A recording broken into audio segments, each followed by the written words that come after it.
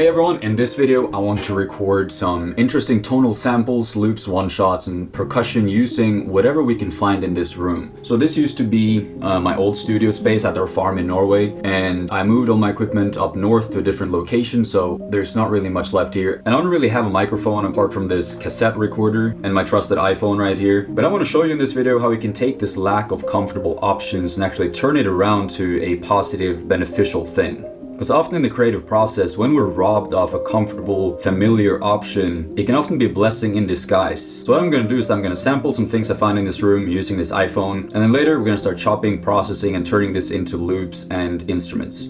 First I want to start off with this electric organ that my friend left in this room. I haven't really played around with it much, but it has a really unique tone that I'm curious to see what we can make from it.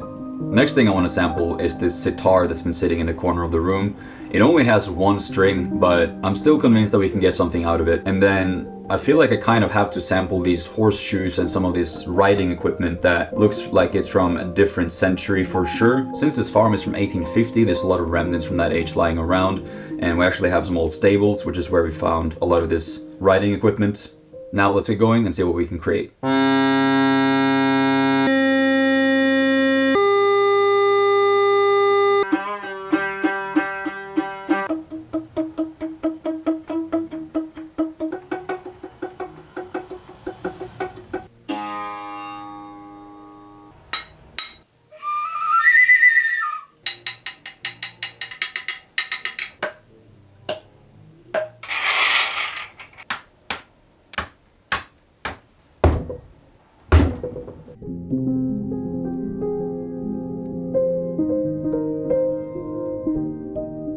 Alright, we're back in Civilization, and what I want to do now is to take the recordings we did on the iPhone, airdrop them onto my computer, and start organizing and processing them into loops, one-shots, and maybe even some virtual instruments.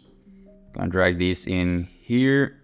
Okay, so now it's all in here. This can get pretty chaotic, so the first step is to arrange this and organize it into something that makes a little bit of sense. So what I'm going to do is I'm going to put this onto one track each instead of on one single track. And we're going to rename this one and call this organ.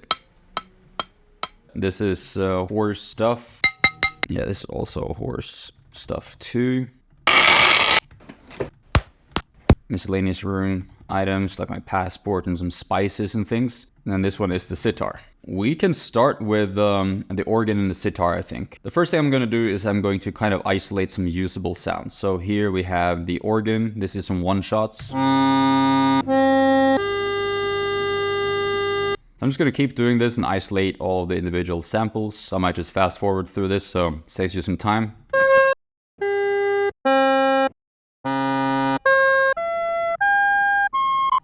Organ, one shot. Okay, so this one is pretty much good to go. So in order to get this accurately, I want to, make sure that we are more on pitch. So need to go down 25 cents more. 6 more for this one.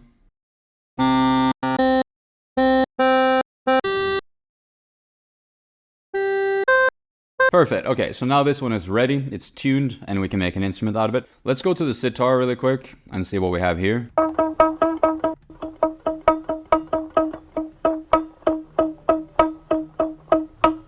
This is interesting.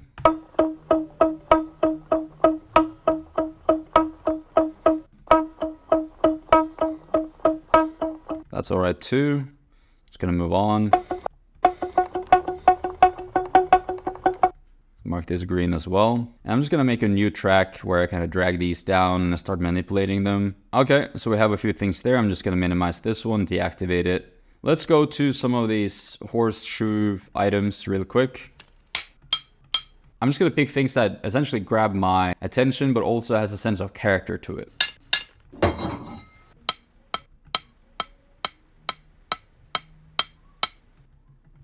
Could be a loop.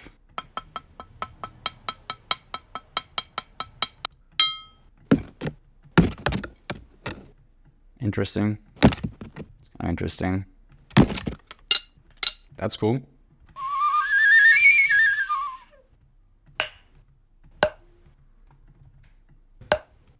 Nice. Okay, cool. So we got that one. Deactivate that. And at this point, I'm going to start grabbing all the things that's essentially to edit. Gonna put those in here. We got a couple of tracks more, so just bear with me. It's the least fun part of the process, but it's a necessary step. Let's see if there's any of these miscellaneous room items. Really cool texture. I like that a lot, actually. Oh. So real quickly, my mindset doing this is one, what can I make into things I need right now? But also, which one of these, pieces of unprocessed Foley should I just export for later? So I have it in my library of things, because once this is recorded and not processed, it'll kind of enter the void where if I don't export this and arrange it right now or organize it right now, it's never gonna get organized. So that could be a kick. All right, so we have now all the main sources. We'll drag those into the to edit folder. We'll take everything else and just get rid of it, or at least hide it. Let's start with some of these loops from the sitar. Just gonna drag it here, and I'm gonna try to line this up. Okay, this is not too bad. I'm actually gonna quantize this whole thing. Let's do the same thing with this one. Then I have something here too. This one is faster. We'll do something like this. Again, I'll quantize it. And here I might only want the transients. And Ableton, this is a really nice function, going to the beats mode, selecting transients, and then this arrow here. Can take out a lot of the ambient noise as well.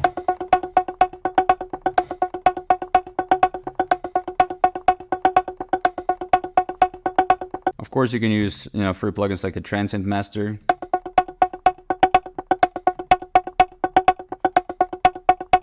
Or TransX. There's a lot of options here. There's a lot of good tools that you can use for similar functions. And what I also might do is to clear a little space in the beginning here and start moving some of the things that I want to play around with in this area. So this is kind of like a testing playground. And maybe we even want 2 different tracks for this to create a stereo effect.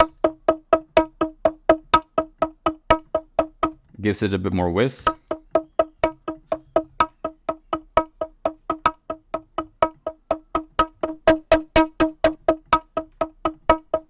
Give them a little bit of distortion. Maybe we want to give them a little bit of space as well. Do a hollow room.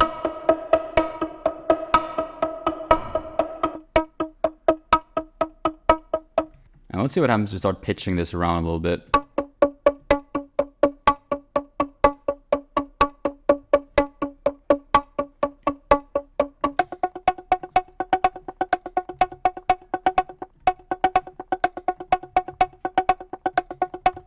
Let's see if we can do the same thing, just move this around a little bit so it's not the same.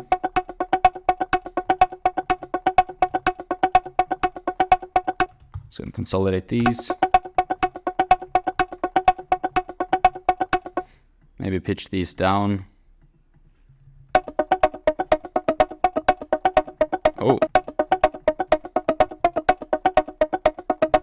Interesting tonal loops. Again, I'm not trying to make complete track stars or anything. I'm just trying to create elements that I can use later on in songs to give them a unique flair, some drive, creating really interesting pulses and so on. Let's move on to some pulses using. We have some pulsing stuff we can do with these horseshoe things as well. Just give them a quick quantize.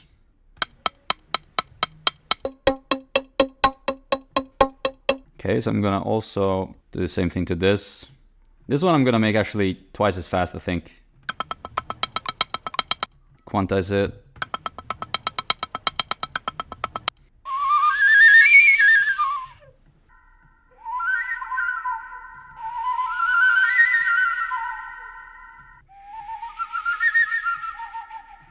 Now I have these.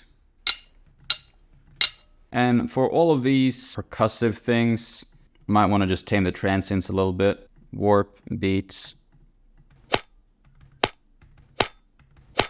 Seems pretty good. That doesn't kill all the life in the sound, but it definitely takes away a lot of the like excessive noise after. And these ones, maybe I want to pitch them down a little bit. That's nice. So this will be maybe like kind of snare sounds. This one could be a good kick. Can add one of my favorite compressors, the Wolf compressor. Let's add some decapitator. Add some R bass. It's gonna, you know, add in more of the low end. I'm gonna see roughly where this hits. It's kind of hard to tell actually, but it seems like it's peaking right around 52. So I'm going to use that, and then I'm going to use an Ableton function. I'm going to go to the auto filter and then envelope follower, and I'm going to make a filter that follows the envelope so I can make it a little bit more snappy, like that. I think this one, and I might actually use some of these plugins on the snare too. And then I would run this kick through some tape, but I'm going to keep this simple right now. Because I mean, this is a video about kind of working around limitations. And then I'm going to use the classic clipper. Maybe I put it earlier in the chain. Might just shorten this real quick. So this is one loop, this is one loop, and this is one loop. Okay, so now we have just a few percussive sounds, nothing too crazy. I've got some pulses, and what I want to do now quickly is just export these so I have them. So I'm going to select all of these, freeze and flatten. Now just right clicking, crop, and it's going to crop them into individual samples. And at least in Ableton now it's very easy for me to just go here, right click on it, and click show in Finder. And then I'm going to get all the files that I had from this project.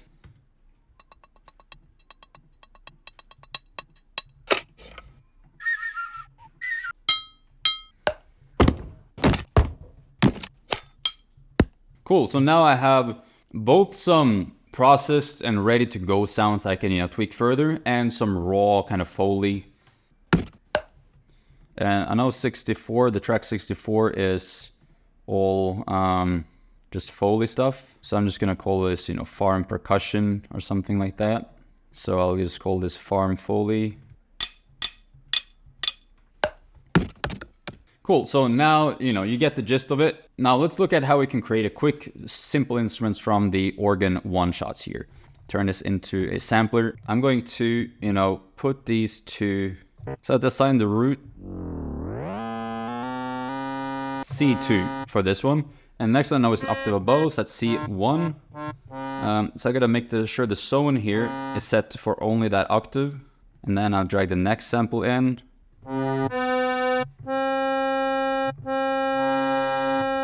Like that, and that one is going to go up to the 5th. So I need to set this to G3, C4, and right now I'm lazy. I could add in the rest of them too, but I think we can actually make something out of this as well. So let's go to filter. Let's take down the filter a little bit.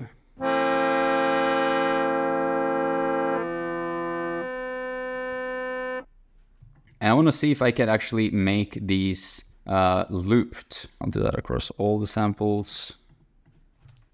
I'm going to set a crossfade as well. We'll go to the globals. I'm going to make this fade in a little bit more. I'm going to make this like a swelling kind of pad.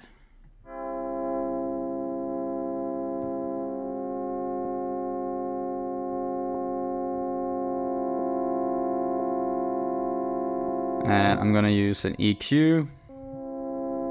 Just tame some of the low end.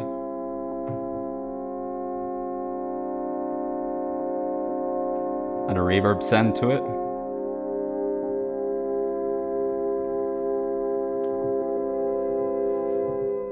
And there's some kind of clicking from the sample here.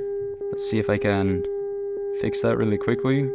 There we go, now there's no clicking, so I'm going to do that to the rest of them as well. Set a slight crossfade. And now that I have this, let me add this in a group. I'm going to go in here. This is the original. And then I'm gonna add a high variation of this. Let's see what happens. Let me add a pitch wheel to this before here, make it an octave higher. And so I'm gonna make, like maybe add a ping pong delay to it.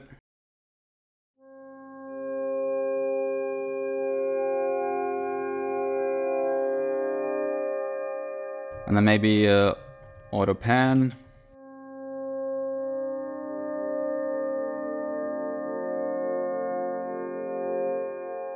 Okay, let's add a new chain here, and I'm gonna do a simpler. What I'm gonna do is that I'm gonna try maybe take some of the tonal percussive things in here.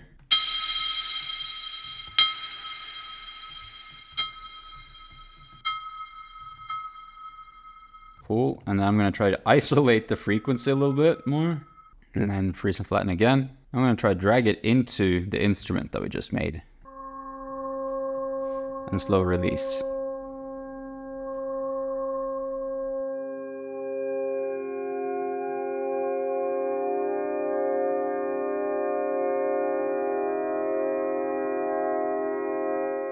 And on that new one as well, I'm gonna add, you know, the auto pan and the delay.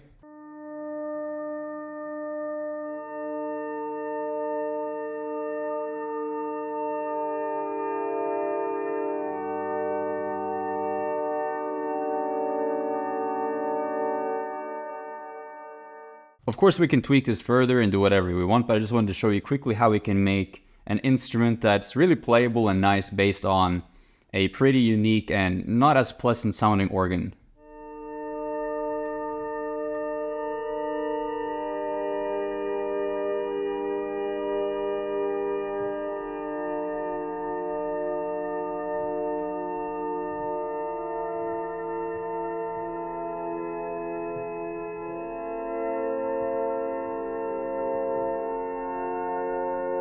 So when you're done with this, you just save them and export the sounds into a folder where you can find them later, and you'll have a lot of new interesting sonic tools to play around with to come up with new ideas and to flesh out existing ones. So that was a little look into how we can take creative limitations and turn them into new interesting instruments and samples that we otherwise would not come across. I hope you enjoyed it, and I'll see you in the next video.